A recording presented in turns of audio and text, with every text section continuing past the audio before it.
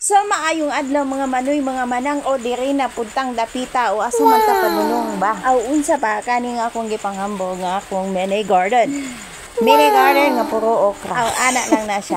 Ay akong ipakita diri nga manguha gid ang okra kay magutan-utan ta kay since nga nagsige na tibukad law ta nagkaunog ko na impas ang kinabuhi nato ani magsige tag karne magutan-utan puta sa madali taning magkahirap-hirap ang buhay natin dito lahat lagi tayong nakakarmang pud na magkarne okay ra na siya tagsa lang pero mas importante nga daghan ang gulay pang pahaba ng buhay ganun talaga ang buhay kailangan mong magulay kung saan na lagi pang yawit ba no.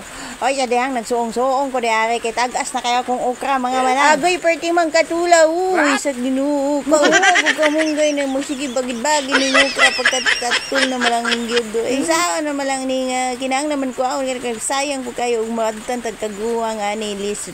Di na nimo makaon ay lisod pa.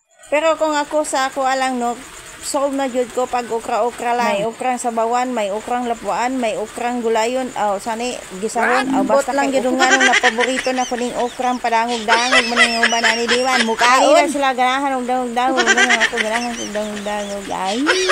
Og sa diha naghaling na si manang diha udan. Nagtanaw-tanaw siya diari sa likod ug usaon niya ning likod niya. Sus pastilan siguro niyang kahoy kadugay bang ni siga nagaso na mong palibot unsa ba nagdaog ka o naghaling ka diha para sa imong gilutod siya daw ning abuhan di wala tay abuhan sa dihang sayaw-sayawan nato na kay wa pagid untaw ni siga nga amo ang gitak-an sa diha mao na ni atong panihapon actually ako na lang ang magkaon kay akong mga anak ko manas lagaon so kana lang daghang salamat sa pagtan-aw bye.